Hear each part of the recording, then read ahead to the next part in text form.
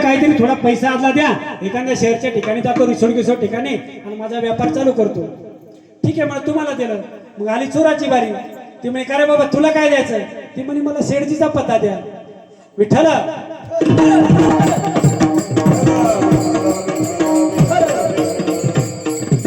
पडिले वळण इंद्रिया सकाळा. जसं माणसाला तुम्ही वळण लावसाल तसं वळण लागणार. एक चोर गावामध्ये चोरी करायला गेला आणि 4-2 पोलीसवाले आले आणि त्याला धरून नेलं. धरून नेल्याच्या नंतर काय झालं, पोलीस स्टेशन मध्ये 4 दिवस ठेवला आणि 4 दिवसानं सुटला. आता रिसोड म्हणजे तुमच्या गावासारखं हे ओळखीचे सगळे पोलीसवाले म्हणजे का आज तुम्ही सुटले, आता इथून गेल्याच्या नंतर काय करणार? ते म्हणे मी बॅटरी घेणार. म्हणजे बॅटरी कशाला? म्हणजे मागच्या वेळेस चोरी करायला गेलो, लाईटचं बटन बंद करायला गेलो तर टेपचंच बटन सुरू झालं. विठ्ठल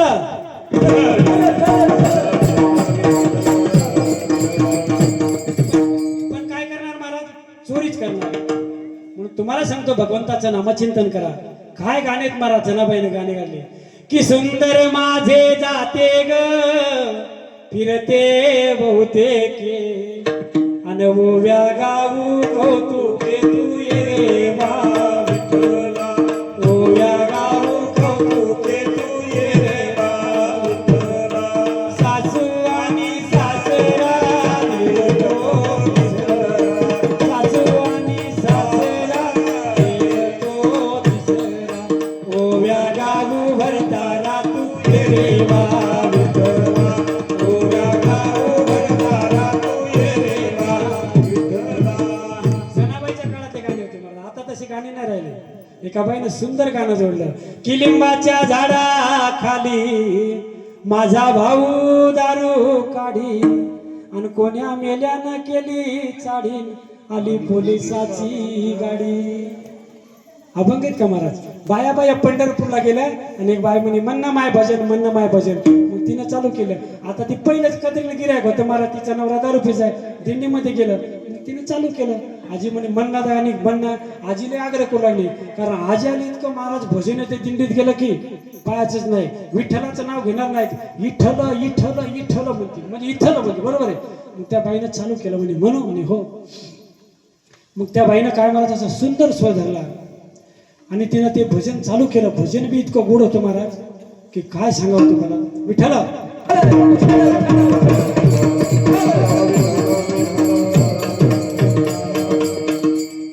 तिनं भजन असं चालू केलं की बाबा भगवंताच्या नामचिंतन करण्यासाठी जर दिंडीत गेले तर भजन चांगले म्हणा, असे वंगळवाणी म्हण नका. तिनं चालू केलं महाराज म्हणलं की बाबा जाऊ दे तो दृष्टांत विसरला. विठ्ठल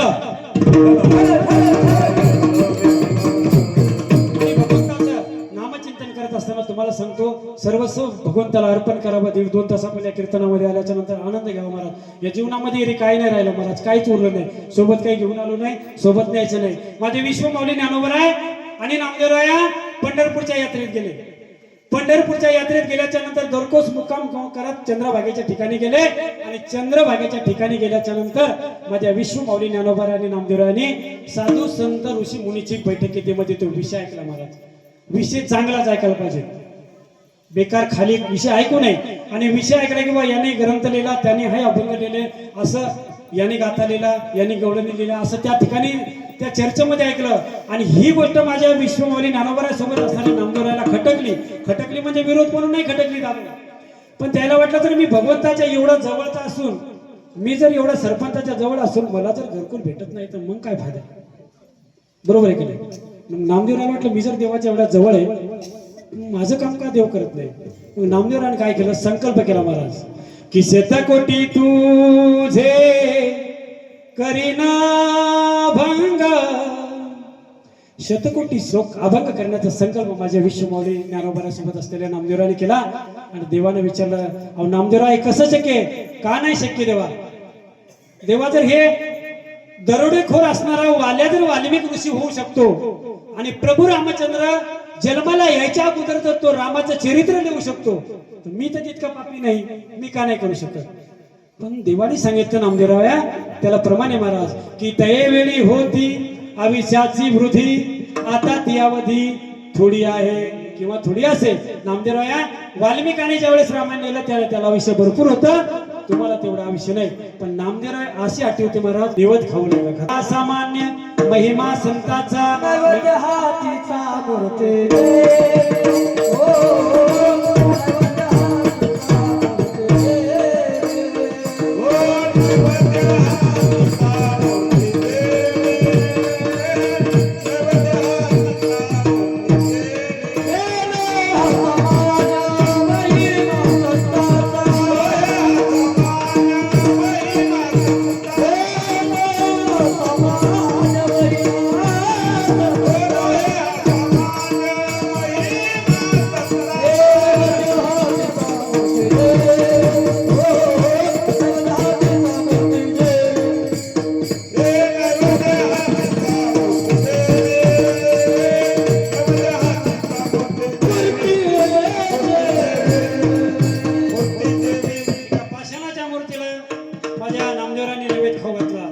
भगवंतांनी सांगितलं देवा नामदेव आहे कसं शक्य आहे देवा जर माझा संकल्प पूर्ण नाही झाला त्याला सुद्धा प्रमाणे महाराज प्रमाणाच्या बाजूला जात नाही त्याला सुद्धा माझा जर संकल्प पूर्ण नाही झाला तर नामा म्हणे देवा न होता संपूर्ण आणि जीव उतरीन तुझ पायी हे देवा माझा जर संकल्प पूर्ण नाही झाला तर हा जीव माझी जीभ कातून आणि माझा देह तुझ्या चरणावर समर्पित करेल पण माझा संकल्प पूर्ण झाला पाहिजे मग अखिल कोटी ब्रह्मांड नायक पांडुरंग परमात्माना सरस्वतीला आवाज दिला की भीमा तिरी सांगे शारदे हरी आणि बैसजी बेवारी नामयाच्या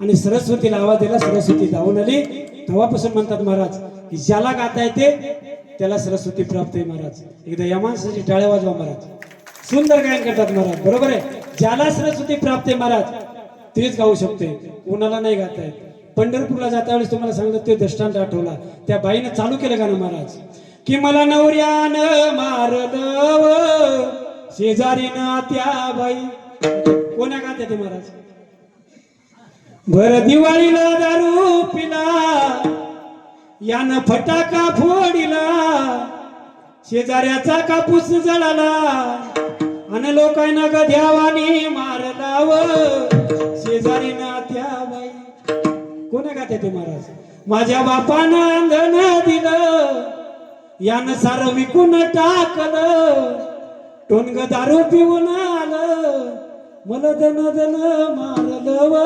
शेजारीनं त्या गाते ते का महाराज सुंदर का की लिंबोणीच्या झाडा मागे चंद्र लोकला ग बाई अजून माझ्या पाडसाला झोप लिंबोणीच्या झाडा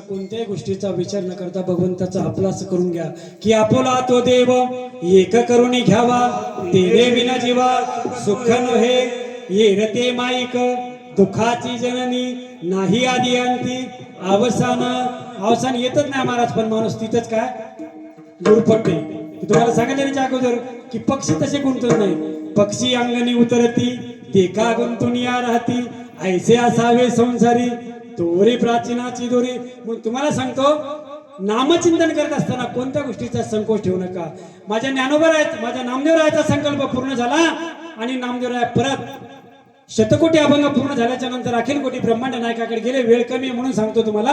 ब्रह्मांड नायकाकडे गेले, सांगितलं देवा तुझ्यामुळं तुझ्या संगतीत आलं की तुझी ये संगती झाली आमची निश्चिती, नाही देखील ते मिळे भोग सुखाचे सोहळे. तेव्हा तुझ्या संगतीत आल्यामुळे जे पाहायला भेटत नव्हतं ते खायला भेटलं, जे आम्ही ते सार्थक करू शकत नव्हतो त्या प्रत्यक्ष गोष्टी आम्ही अनुभवल्या. मग तसं झाल्याच्या नंतर अखिल कोटी ब्रह्मांडाच्या नायकाच्या पुढे ज्यावेळेस नामदेवराय उभे राहिले त्यावेळेस नामदेवरायाच्या डोळ्याला आसू आले. देवाला विचारलं, नामदेवराया तुमचं काम मी पूर्ण केलं, तुमचा संकल्प पूर्ण केला, पण तुम्ही का हो रडता, काय झालं नेमकं रडायला?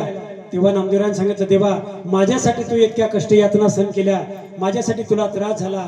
देवानं सांगितलं की भक्ताचे काम देवानं नाही करायचे तर कोणा करायचे, की जिती नाही आस त्याचा पांडुरंग दास, असे भक्ताची घरी कामे न सांगता करी. बरोबर, किंवा साधावया भक्ती काज नाही लाज धरीत, ऐसी आसी शरण जावे शक्ती दिवे नवंची. देवानं नाही काम करायचे तर कोण करायचे असं म्हणल्याच्या नंतर नामदेवराच्या डोळ्याला आसू आले. सांगितलं, देवा तुला खूप कष्ट यातना सहन करावं लागल्या आणि तुझ्यामुळे माझा संकल्प पूर्ण झाला, पण संतांची संगत घडल्यामुळं माझ्या विश्वमाऊली ज्ञानोबराच्या चरणावर संतांच्या पायावर माझा विश्वास होता, म्हणून माझा संकल्प हा पूर्ण झाला. अभंगाचं तिसरं चरण शॉर्टकट मध्ये.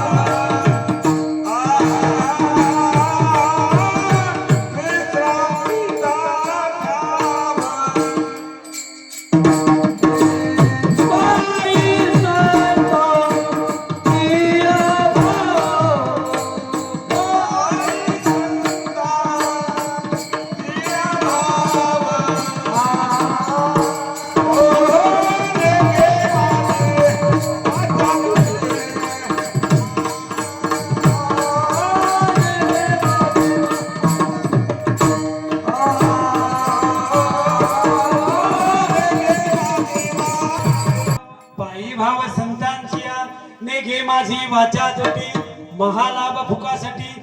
तीन चरण आपले क्लिअर झाले. मला एक किती वाजले? 10 मिनिटात पैसे. शेवटचा चरण जर राहिलं तर आपण पुन्हा आल्यावर तुम्हाला सांगितलं पुन्हा येईल मी पुन्हा एकदा, आणि तुम्ही बोलवणार हे मला निश्चित माहिती आहे. आणि मग विश्रांतीचा ठाव पायी भाव संताच्या चरणावर भाव ठेवा, संत चरणी रज लागता सहज वासनेचे. म्हणून तुम्हाला सांगतो सज्जन हो, वेळ कमी असल्यामुळे सांगा आपण शॉर्टकट मध्ये घेतलं, नाही तर कीर्तन माहोल. आणि आपल्याला शेवट आता राजे संभाजी राजांचं चरित्र ऐकायचं आणि संभाजी राजाचं चरित्र ऐकून आपल्या सेवेला पूर्ण विराम द्यायचा. टाईट बसा आबाजी, टाईट बसा, हात खाली थोडा मांडी घाला. हा आपण का फुकट आलो काय, भाड्यानं आलो इथं? तुम्ही आले असेल पण मी थोडा येणार आहे. नाही नाही नाही, तुका म्हणे कसं जसं होईल तसं, नामा म्हणे देवा घरच्या घरी जेवा, जमत नाही आपल्या पुढे. टाईट लागते मला, सगळे टाईट बसा. छत्रपती शिवाजी महाराज की, धर्मवीर संभाजी महाराज की. हर हर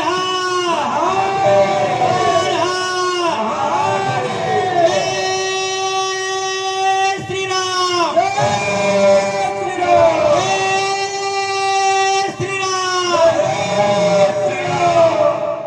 दादा आवाज टाईट द्या,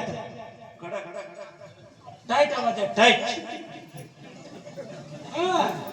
त्या सिस्टीमला ढिल्लं पडत नाही आपण, आम्हाला काय बँडवाल्यावर रोजच आहे गावी.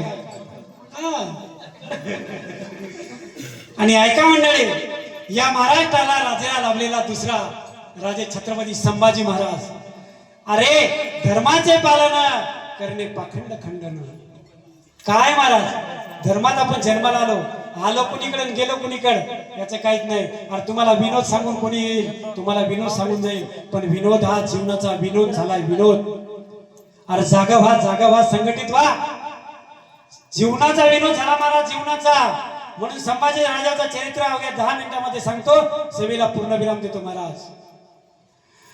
माझे संभाजी राजा सरदेसाईच्या वड्यावर संभाजी राजा असताना मुकरब खान हा 20,000 सैन्यासह माझ्या राजांना पकडण्यासाठी आला. आणि राजाला पकडण्यासाठी आल्याच्या नंतर ही बातमी लागली. आणि पाहता ही बातमी त्या सरदेसाईच्या वाड्यावर पोहोचली. आणि माझ्या राजानं त्या संगमेश्वराचं दर्शन घेतलं. रात्रीचं शेवटचं जेवण माझे राजे छत्रपती संभाजी महाराज जेवले. जांभळा देऊ नका. छत्रपती संभाजी महाराज जेवले. आणि छत्रपती संभाजी महाराज जेवल्याच्या नंतर तुम्हाला सांगतो, ते खोलीमध्ये झोपण्यासाठी गेले. ज्या जागेमध्ये, ज्या वाड्यामध्ये सरदेसाईच्या वाड्यावर गेले. आणि वाड्यावर गेल्याच्या नंतर रात्रीचे 1:30-2 वाजता मुकरब खानाची सवारी आली. आणि मुकरब खान 20,000 सैन्यासह माझ्या असणारा दुसरा राजा छत्रपती संभाजी महाराजांना कैद करण्यासाठी ज्यावेळेस तो आला, त्यावेळेस ही बातमी गडावर गेली. त्या सरदेसाईच्या वाड्यावर गेली. आणि वाड्यावर गेल्याच्या नंतर तुम्हाला सांगतो, एका साधकाने एका मावळ्यानं सांगितलं, कवी उठा जागे वारे आता, स्मरण करा पंढरीनाथा, भावे चरणी ठेवा माथा, सुखी व्यथा जन्माच्या. अरे व्यथा सुरू झाली आपली कवी. आणि कवीला त्याने आवाज दिला. कवी झोपेतून धाडकन उठले. आणि उठलेल्या कवीला विचारलं काय झालं. त्याने सांगितलं, कवी घेरा पडला, कवी घेरा पकडला गेलो कवी आपण. आपल्या राजाला उठवा, नाहीतर राजा आपल्याला सकाळच्याला राजा दिसणार नाही. अरे असं सांगितल्याच्या नंतर हृदयाचा जसा स्फोट व्हावा, एखाद्या भूकंपाचा जसा धक्का व्हावा, असा धक्का माझ्या कवी कलसाला बसला. सोबत संताजी होते, कवी कलस होते, आणि कृष्णाजी सुद्धा सोबत होते. आणि येता मुकरब खानाची सवारी आली. आणि राजाला उठवण्यासाठी 1:30 ते 1:45चा टाइम होता. माझ्या राजांना उठवण्यासाठी कवी कलस गेले. आणि झोपेत असणाऱ्या राजाचे पाय दाबू लागले. कारण झोपेतून एकदम झोपलेल्या माणसाला उठवावं कसं, म्हणून माझ्या कवी कलसाने माझ्या संभाजी राजाचे पाय दाबण्यास सुरुवात केली. पाय दाबत असताना माझा संभाजी राजा उठून बसला आणि सांगितलं, कवी अहो या मराठ्यांचा राजा होता मी, या महाराष्ट्राचा 18 पगड जातीचा राजा आम्ही. आमचे पाय दाबायचं काय कारण, आम्ही हत्तीहून घोड्यावर हिंडणारे माणसं आहोत. पोलादासारखा शरीर आमचं आहे, आमचे कुठले पाय दुखणार, आमचे का पाय दाबता. तेव्हा कवी कलशानं सांगितलं, राजा घात झाला, राजा घात आलेत आपल्याला पकडायला. राजानं सांगितलं, अरे कसं शक्य आहे. त्यानं सांगितलं, राजा पकडायला आलेत आपल्याला, 20,000 सैन्याचा मुकरब खान आपल्यासाठी पकडण्यासाठी आलेला आहे. आणि असं म्हणल्याच्या नंतर राजाने सांगितलं, अरे कोण आहे तो गद्दार, कोण आहे तो हेर, की ज्याने आपण इथं असल्याची बातमी दिली. महाराज आपलेच गद्दार असतात. तुम्हाला सांगतो, या भजनाचा, या कीर्तनाचा बाकीच्या समाजामध्ये कोणीच विरोध करणार नाही, फक्त विरोध करणारे आपलेच असतात. संभाजी राजाला पकडून देणारे आपलेच गद्दार होते, आपलेच. आणि संभाजी राजाने विचारलं कोण आहे. कवी कला सांगितलं, राजा राजा राजा राजा राजा नका ऐकू तुमच्या कानाने त्या पाप्यांचं दृष्टाचं नाव. तेव्हा संभाजी राजाने सांगितलं, कवी काय बोलताय तुम्ही, का सांगत नाही मला सांगा नेमका तो कोण गद्दार आहे. त्याने सांगितलं, राजा हा दुसरा तिसरा कोणी नसून तुमचा सक्का मेवना गणोजी शिर्के यानेच तुमची बातमी दिली. तोच फुटला गेला आणि त्यांची तुमची इथं असल्याची बातमी त्याने दिली. अरे माझा असणारा संभाजी राजा गुडघे टेकून खाली बसला आणि सांगितलं, ए भवानी, या महाराष्ट्रासाठी माझ्या आजीनं, माझ्या वडिलांनं सर्व देश समर्पित केला. काय अशी आमची चूक आहे की आमच्याच लोकांनी आमचा आघात करावा आणि आमच्याच लोकांनी आमच्या सोबत गद्दारी करावं. काय चुकलं आमचं, असं राजाला म्हणला. आणि राजा असणारा माझा संभाजी राजा अरे संभाजी राजाच्या डोळ्यातून आसू आले. कधी न पोलादी शरीर असणारा, वज्रासारखं शरीर असणारा माझा संभाजी राजा रडला नाही. पण त्या दिवशी माझा संभाजी राजा रडला सज्जनो. का की ज्या वेळेस आपले धोका देतात, आपलेच गदार निघतात, त्यावेळेस माणसाला दुःख होते. बाहेरच्यानं धोका दिला तर काही वाटणार नाही, पण जवळच्याने धोका दिल्याच्या नंतर अंतःकरणाला जे धोका होते ते माझ्या संभाजी राजाला दुःख झालं. आणि माझ्या राजाने सांगितलं, अरे असं कसं शक्य आहे? अरे गणोजी शिर्के, अरे हा माझ्या बायकोचा सक्का भाऊ आहे. तो कसं सांगेल कवी? दुसरं कोणाचं तरी नाव सांगा. नाही राजा, नाही नाही नाही नाही, दुसरा तिसरा कोण नसून हा गणोजी शिर्के तुमचा सक्का मेवना हाच आपल्यातून फुटलेला आहे. आणि पाहता पाहता पाहता पाहता तुम्हाला सांगतो, 20,000च्या सैन्यासह मुकरब खान धावून आला. आणि धावून आलेल्या मुकरब खानानं तिथं कत्तल करण्याला सुरुवात केली. माना कटत होत्या. अरे उगीच्या महाराष्ट्राची माती लाल नाही झाली राजा हो. या महाराष्ट्रामध्ये माझ्या शूर वैराने स्वतःचं रक्त सांडलंय, तेव्हा या महाराष्ट्राची माती लाल झाली. आणि माझ्या राजाच्या जवळ जवळ जवळ येत असताना कवीने सांगितलं, राजा राजा राजा राजा राजा निघा राजा. आणि कवी कलश घोड्यावर बसले. कसे बसे कवी कलश घोड्यावर बसले. संभाजी राजांना घोड्यावर बसवलं. कृष्णाजी समताजी सोबत होते. आणि सोबत असणारे राजे संभाजी राजे समोर निघले आणि कवी कलश मागून येत होते. अरे आला आला आला आला तो भाला आला, येणारा भाला माझ्या कवी कलशाच्या पाठीमध्ये लागला. आणि लागलेला भाला महाराज, लागलेला भाला तो इकडून इकडे निघाला महाराज. आणि कवी कलश उलटून घोड्यावर पडले.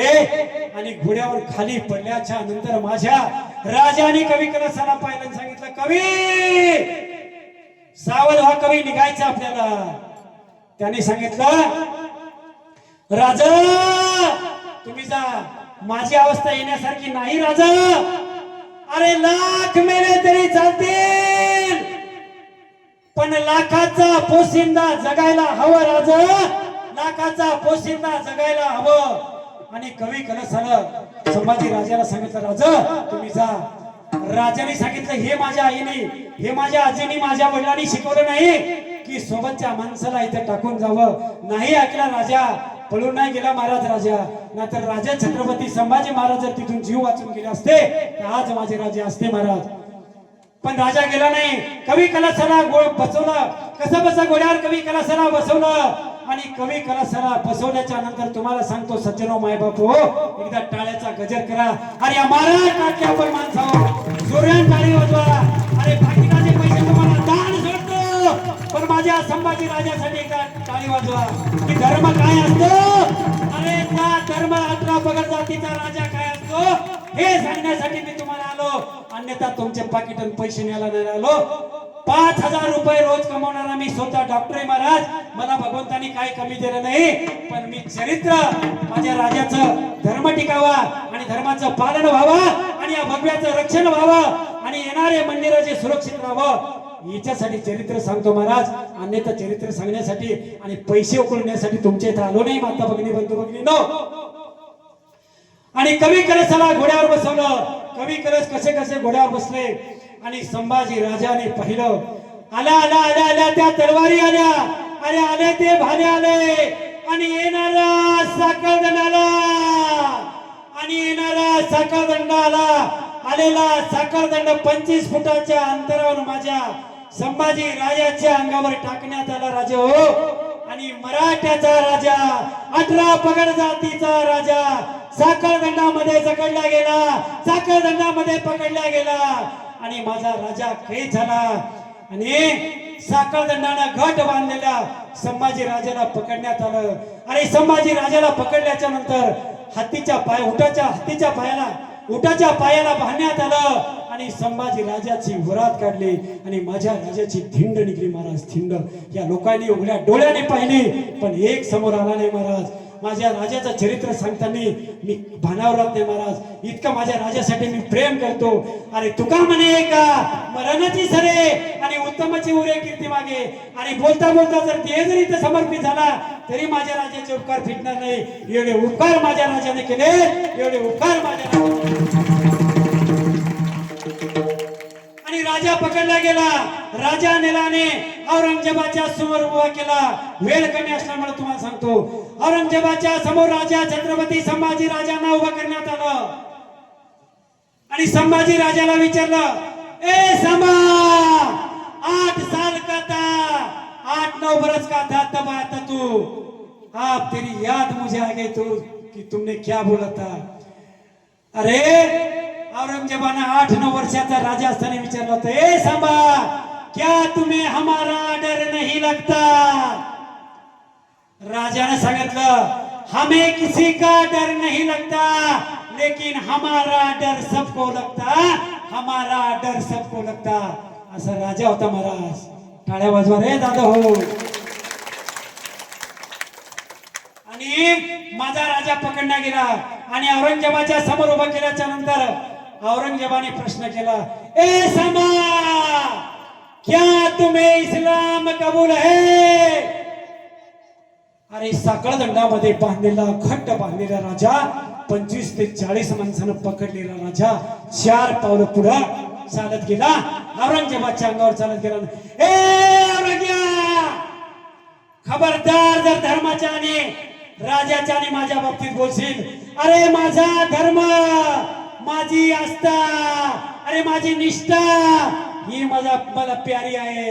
हे माझ्या आजीने माझ्या वडिलांनी नाही शिकवलं की धर्मासाठी कसं जगावं. अरे धर्मासाठी कसं जगावं हे राजा छत्रपती शिवाजी महाराजांकडून शिका आणि धर्मासाठी कसं म्हणावं हे माझ्या संभाजी राजाकडून शिका. औरंगजेबाने पुन्हा प्रश्न केला, अरे साकड़ दंडे वो बहान मुन के लाया तो भी वो मेरे अंग पे आता है. अरे इसकी आंखें मुझे सताती है, उसकी आंखें निकालो. आणि संभाजी राजाचे डोळे काढण्याचे त्यांना हे दिले महाराज आणि डोळे काढण्यासाठी त्यांना परवानगी दिली. डोळे काढण्यात आले. अरे गरम केलेली सळई आणले आणि तारदिगत सळई आणलेली माझ्या संभाजी राजाच्या धग धग धग त्या वाफा निघणाऱ्या त्या गज डोळ्यात घातले आणि त्या सळया डोळ्यात घालून माझ्या संभाजी राजाचे डोळे बाहेर काढण्यात आले. महाराज उगाच नाही महाराज धर्मवीर पदवी प्राप्त झाली. कोणी कोणाला धर्मवीर म्हणून नाही. काही काही लोक आम्हाला बी शास्त्री म्हणतात, गाथामूर्ती म्हणतात. सोपं आहे का महाराज? अहो संभाजीराजे काय आहेत, 1-2 अभंग आला की झाले हवं. इतकं सोपं नाही महाराज. तुका म्हणे तेथे पाहिजे जातीचे आणि येडगाबाळाचे काम नव्हे. राजाच्या ठिकाणी जर दुसरा राजा असता त्याला म्हणलं असतं आपण याच्यात सामील हो आणि आपलं जीवन सार्थक करू, पण माझ्या राजाने ते नाही केलं. आणि डोळे काढण्यात आले तरी संभाजी राजा बोलत होता, क्या परत पुन्हा तू बोलत होता क्या संभा? औरंगजेब बोलत होता, अरे संभा, क्या आप तुम्हें इस्लाम कबूल है, होतोस का मुसलमान? त्यांनी सांगितलं, कदापि शक्य नाही औरंग्या, कदापि शक्य नाही. आणि तसं बोलल्याच्या नंतर त्यांना आदेश दिला, अरे इतकी जबान बहुत बोलती है, इसकी जबान निकालो. आणि माझ्या संभाजी राजाची जबान जीभ काढण्याचा आदेश आला महाराज. 4 ते 5 लोक महाराज संभाजी राजाचं तोंड उघडत होते. ते का मावाण गुटखा खाल्लेलं तोंड नव्हतं, ते माझ्या राजाचं तोंड होतं. 4 जण जबडा उघडा गेले, जबडा उघडत नव्हता. अरे माझ्या राजाला जबडा उघडण्यासाठी एक हापशी समोर आला. खार दिसी आल्याच्या नंतर मस्तकावर हातुडा मारला आणि माझ्या राजाची जीभ बाहेर आली आणि 4 लोकांना जीभ धरली महाराज. आणि वरी तलवार गेली, आली आली आली ती तलवार वर गेली आणि साप कांदीची तलवार खाली आली आणि माझ्या राजाची जीभ जबान काढण्यात आली. माझा 18 पगड जातीचा राजा, माझा हिंदूचा राजा, माझ्या मराठ्यांचा राजा, त्याची जीभ कापण्यात आली आणि तो मुका करण्यात आला. आणि हा 18 पगड जातीच्या राजाला मुका करण्यात आला. आणि तरी संभाजी राजांना दुःख नाही झालं. त्यांनी सांगितलं, एकच दुःख झालं की ज्या जिभेनं बुधभूषण नावाचा ग्रंथ लिहिला ती जीभ सुद्धा आपल्याला सोडून जाते, आपल्या सोबत काहीच राहत नाही महाराज. एक केसा इतकी ही जागा नव्हती. असे हाल हाल करून 39 दिवस माझ्या छत्रपती संभाजी राजांना हाल हाल करून मारलं. अरे त्यांचे तुकडे तुकडे केले आणि फेकून दिले. आणि कोणीतरी तुमच्या सारख्याने आले आणि ते तुकडे बघून शिवण्याचं मला वाटते गणपत महार यांनी आले आणि ते तुकडे जमा केले आणि ते तुकडे जमा करून माझ्या संभाजी राजाची तिथं आज वडू या ठिकाणी समाधी बांधण्यात आली महाराज। उगाच सोपं नाही म्हणून तुम्हाला सांगतो, या ठिकाणी मी आलो माझ्या बोलण्याच्या ओघामध्ये, कारण ज्यावेळेस मी शिवचरित्र सांगतो त्यावेळेस मी भानावर राहत नसतो। तुम्ही म्हणसाल महाराज का गांजा पिऊन आले का? नाही बाबा, माझ्या 3 पिढ्या आहेत वास्तविक तुम्हाला माझा बायोडाटा देतो। माझ्या 3 पिढ्यापासून, नाही तर आमचे ड्रायव्हर साहेब सोबत आहेत रामेश्वर पाटील यांना, तुम्ही तुमचे नातेवाईक आहेत जवळचेच, त्यांना विचारा की बाबा माझ्या 3 पिढ्यापासून माझ्या घराण्यामध्ये कोणी सुपारीचं सुद्धा व्यसन केलेलं नाही, तर मी काय करणार? म्हणून धर्मासाठी जगा, भगवंताचं नामचिंतन करा। सगळ्या गावाला माझी विनंती आहे की काय करा, सगळ्यांनी संघटित व्हा। 12 महिन्याचा एकदा सप्ताह असते महाराज, एकदा जर तुमच्या